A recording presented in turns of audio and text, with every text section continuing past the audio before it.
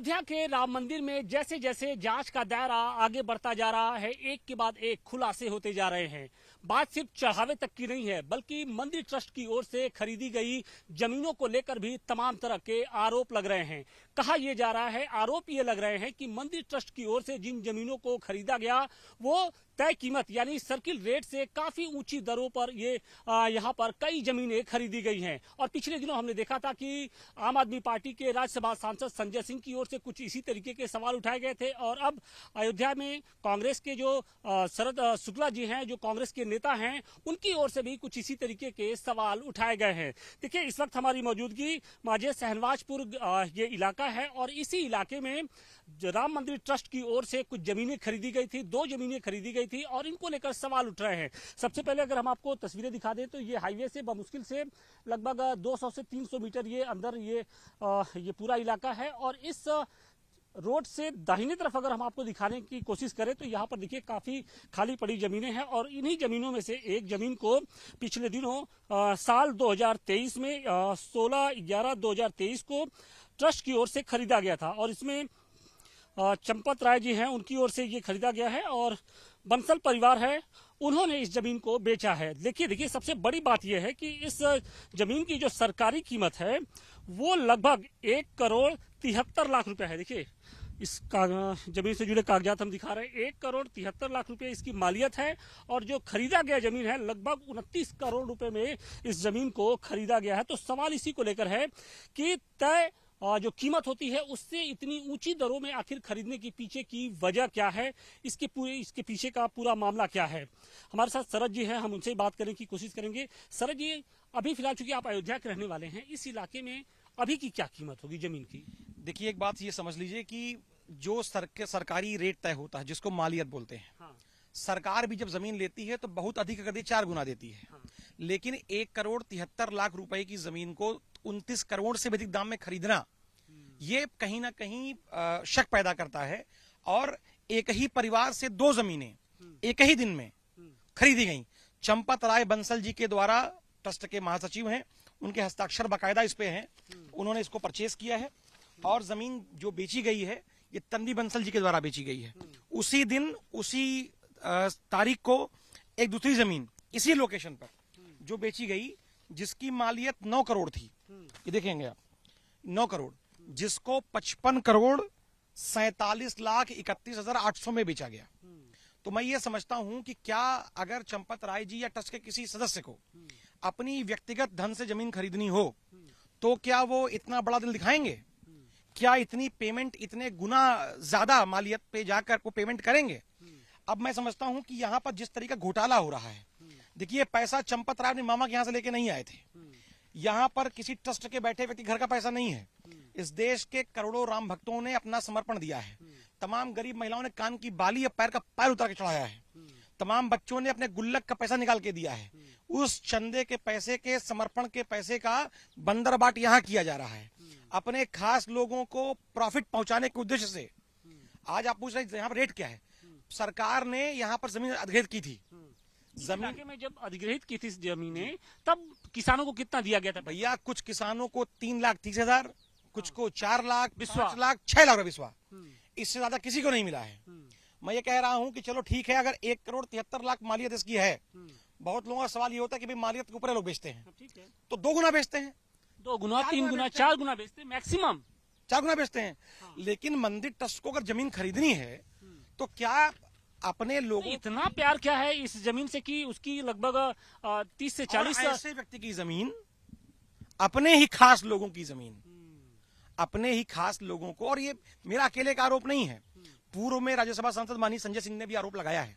और ये आरोप, जैसे ये जो प्रपत्र है ना, ये रजिस्ट्री के पेपर हैं, ये कांग्रेस कार्यालय में नहीं छपते हैं, न मेरे घर पे छपते हैं। ये तो आप बाकायदा stamp government of Uttar Pradesh, इसमें देखिए चंपत राय के हस्ताक्षर हैं।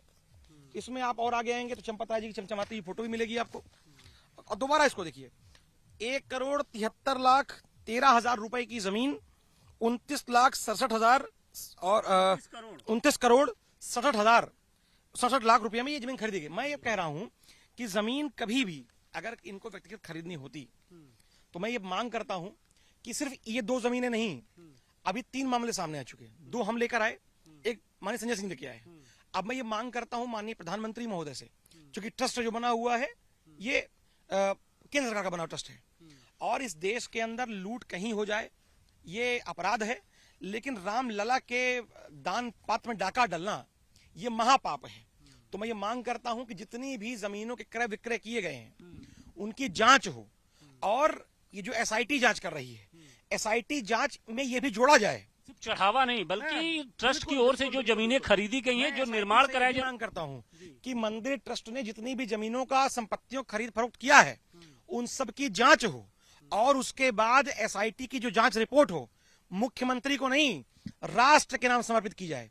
ये देश जानना चाहता है कि कौन कालनेमी ऐसा है जो मंदिर के अंदर बैठकर तिलक लगाकर राम राम बोलकर राम का माल साफ करने पे लगा हुआ है। राम का माल साफ करने पे लगा हुआ है, ये आरोप लग रहे हैं, क्योंकि मंदिर में चढ़ावे को लेकर जिस तरीके से बंदरबाट की खबरें जो सामने आ रही हैं वो हर किसी को हैरान कर रही है। और सबसे बड़ी बात यह है कि मंदिर ट्रस्ट की जिम्मेदारी जिन जिम्मेदार लोगों के कंधों पर थी उनके द्वारा जो काम किया गया है उसने और हैरान कर दिया है। बात सिर्फ चढ़ावे तक की नहीं रह गई है, अब जब परत दर परत खुलने लगी है तो मंदिर ट्रस्ट की ओर से जो जमीनें खरीदी गई थी, जो निर्माण कराया गया था, उसका उसे लेकर भी अब संदेह जताया जा रहा है। और फिलहाल में जिस तरीके से 3 से 4 ये जमीनों का जो मसला है, जो कम दर जिनको काफी ऊंची दरों पे खरीदा गया था, उसके बाद से अब इस पूरे मामले को लेकर फिर से सियासत तेज हो गई है। अयोध्या से मनीष दुबे के साथ आशुतोष सिंह, टाइम्स नाउ, नवभारत।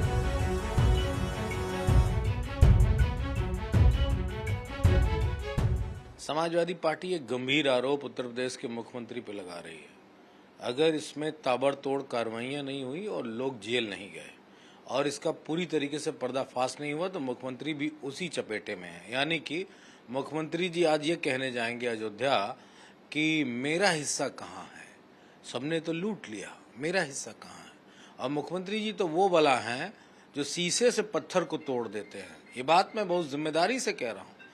गोरखपुर में जाके देखिए, जिस नेता के बारे में जो किया है उन्होंने, किसी से क्या लिखवा लिया, किसी से क्या लिखवा लिया, अपने मंदिर के ट्रस्ट में जमीन लिखवा ली, कहीं बगीचा लिखवा लिया, उनका इतिहास भी कोई बहुत उज्जवल नहीं है। तो मुख्यमंत्री जी अगर इस पे कार्रवाई करते हैं तब तो कोई बात मानी जाएगी, अन्यथा यही समझा जाएगा अपने हिस्सेदारी लेने के लिए मुख्यमंत्री जी गए अयोध्या। अच्छा, एक सवाल और है। आज संत कबीर नगर में घटना घटी है जहां एक मुस्लिम युवक ने हिंदू युवक का गला रेत दिया है। गाजियाबाद में जैसे देखने को मिला था वैसे ही यहाँ पर होता हुआ दिखाई दे रहा है। ये एक जो उत्तर प्रदेश में रूटीन हत्याएं आ रही हैं उसका परिणाम है और दूसरा कुछ नहीं। अगर कोई हिंदू मुसलमान को मार दे तो वाह वाह, अगर मुसलमान हिंदू को मार दे तो इसमें सवाल खड़ा हो जाए। ये तो बड़ी अजीबोगरीब बात है। मुझे नहीं लगता है कि इस तरह की बात होनी चाहिए और सवाल अब सरकार से पूछना चाहिए।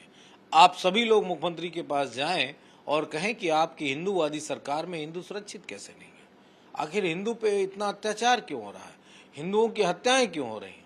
और आए थे क्या करने, अब्दुल को ठीक करने आए थे और खुद पता चल रहा है कि हमारे ही धर्म के लोग परेशान हो रहे हैं, जिनकी रक्षा की बात मुख्यमंत्री योगी आदित्यनाथ रोज करते हैं। मेरे ख्याल से मुख्यमंत्री से यह सवाल होना चाहिए कि उत्तर प्रदेश में नौजवान सुरक्षित नहीं है, काहे की हिंदूवादी सरकार और काहे का हिंदुत्व का नगाड़ा। अच्छा,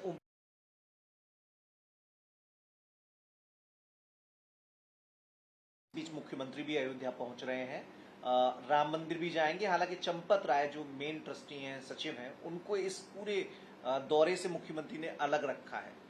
समाजवादी पार्टी एक गंभीर आरोप उत्तर प्रदेश के मुख्यमंत्री पर लगा रही है।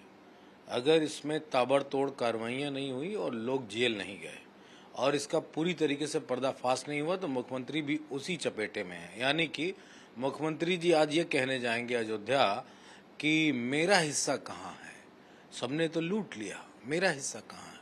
और मुख्यमंत्री जी तो वो बला हैं जो शीशे से पत्थर को तोड़ देते हैं। ये बात मैं बहुत जिम्मेदारी से कह रहा हूँ।